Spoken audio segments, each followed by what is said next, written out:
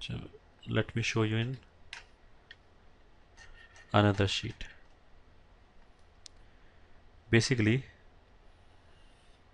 तुम इसको ऐसे देखो,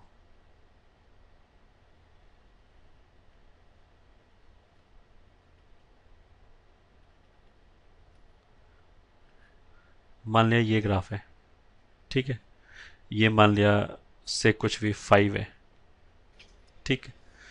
देयर आर टू थिंग्स, एक तो हो गया एफ डैश 5 प्लस, इसको I will call right hand derivative, ये ठीक है। और इसका डेफिनेशन तो ये होता है limit X is tending towards 5 plus F x minus F 5 upon X minus 5। ये क्या देगा, राइट हैंड डेरिवेटिव, तो जैसे हमने इस चैप्टर के शुरू में डिफाइन किया था कि ये तो लिमिट होता है कॉर्ड का। तो कॉर्ड में 5 के ऊपर पॉइंट कहाँ पे, ए या बी पे है, बी ए पे। और राइट हैंड डेरिवेटिव की बात करें तो ग्राफ के राइट पे जाके एक पॉइंट लिया, उसको ए से ज्वाइन किया तो ये लाइन आया, ये कॉर्ड आया, मतलब ए सी।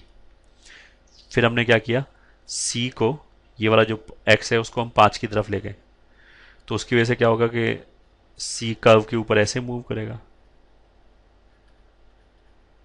ठीक है, ऐसे मूव करेगा। तो ये वाला जो एंगल है वो कहाँ जा रहा है, 90 को जा रहा है, ये वाला एंगल 90 को जा रहा है।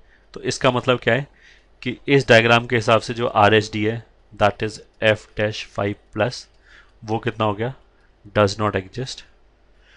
क्यों, क्योंकि इसका वैल्यू कहाँ जा रहा है, माइनस इन्फिनिटी को। माइनस क्यों, क्योंकि ऑप्ट्यूज है। इन्फिनिटी क्यों, क्योंकि वर्टिकल हो रहा है, ये ठीक है। ये तो वो हो गया जो करेक्ट मेथड है आर एच डी निकालने का, ये ठीक है। एक तो ये हो गया। अगर इसी को अब मैं मान लिया ऐसे बोलता हूँ,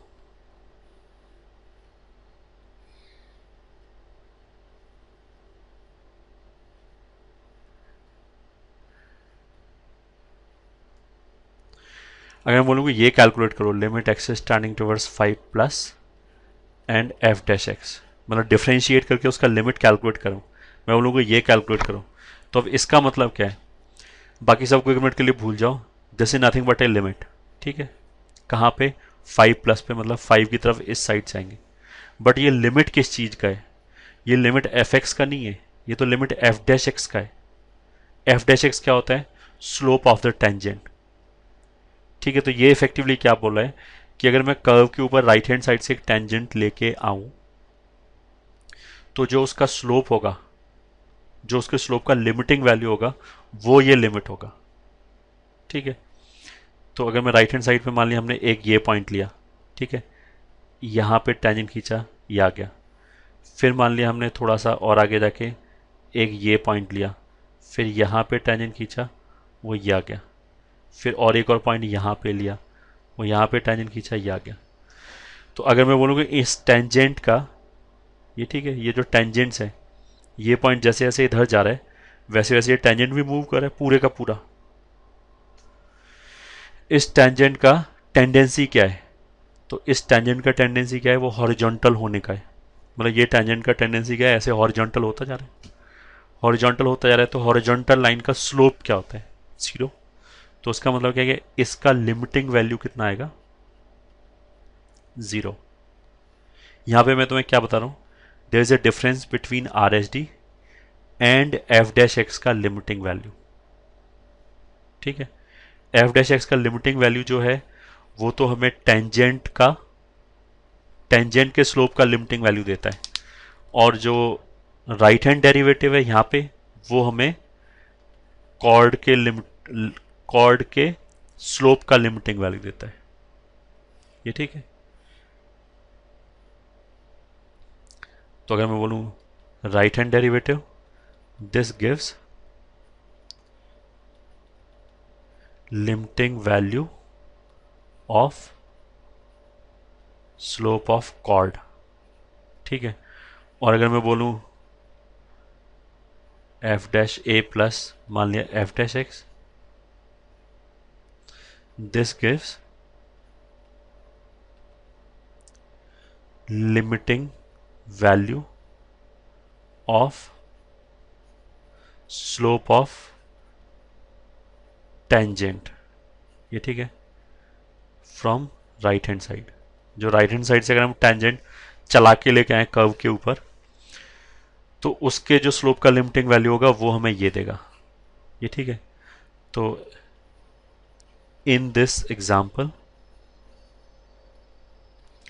right hand derivative does not exist, chord का जो स्लोप है वो तो एग्जिस्ट नहीं कर रहा है, but limit X is tending towards 5 plus F dash x that is 0, ये एग्जिस्ट कर रहा है, ये आंसर है। ये ठीक है। ये तो बेसिकली हम कहाँ से बात शुरू की थी, हमने शुरू में यहाँ से बात शुरू की थी कि अगर हमें डिफरेंशिएबिलिटी का चेक करना है तो हमें कॉन्टिन्यूटी चेक करनी बहुत ज़रूरी है। ये ठीक है, वरना इस तरह की गड़बड़ हो सकती है। ठीक है, तो चलो अब क्वेश्चन लिख लेते हैं अलग से। मान लिया हमने बोला कि F X is equal to से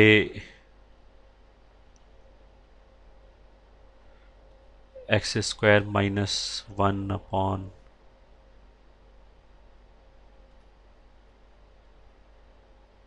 कुछ भी x minus 1 for x less than 1 is equal to 2 for x is equal to 1, find f dash 1। तो आंसर क्या हो जाएगा? पहले तो कॉन्टिन्यूटी चेक करो। कॉन्टिन्यूटी इस वाले केस में अंतर क्या है? सॉरी, ये लेस देन 1 नहीं, नॉट इक्वल टू 1।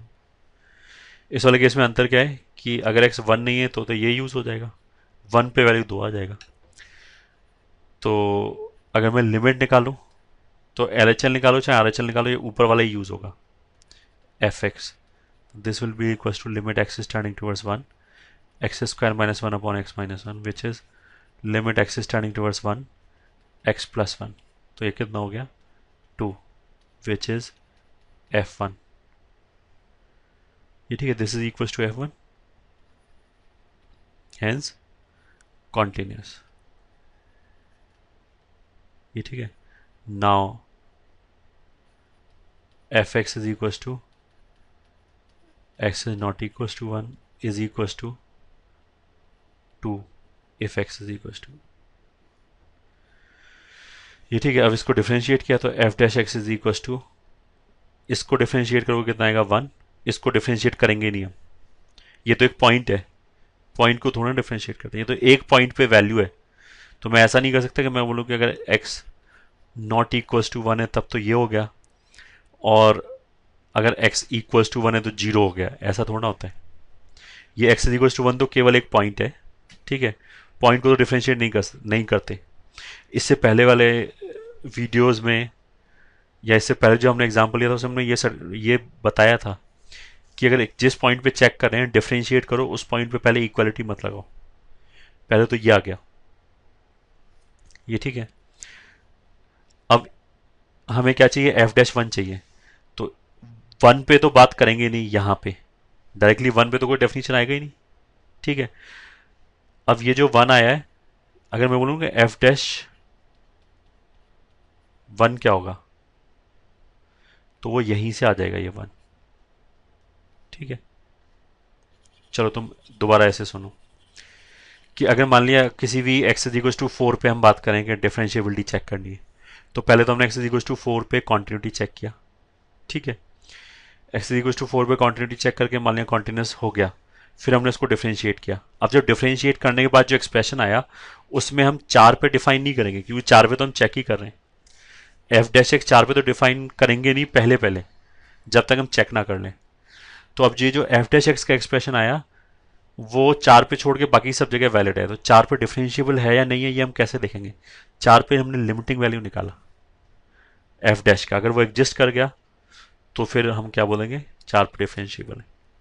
तो उसका मतलब क्या है कि हम यहाँ पे किस पे चेक करें? 1 पे। तो जब डिफरेंशिएट करने के बाद जो डेफिनेशन आएगा उसमें 1 तो होगा ही नहीं, ये तो श्योर है, क्योंकि 1 पे तो अभी हमें चेक ही करना है।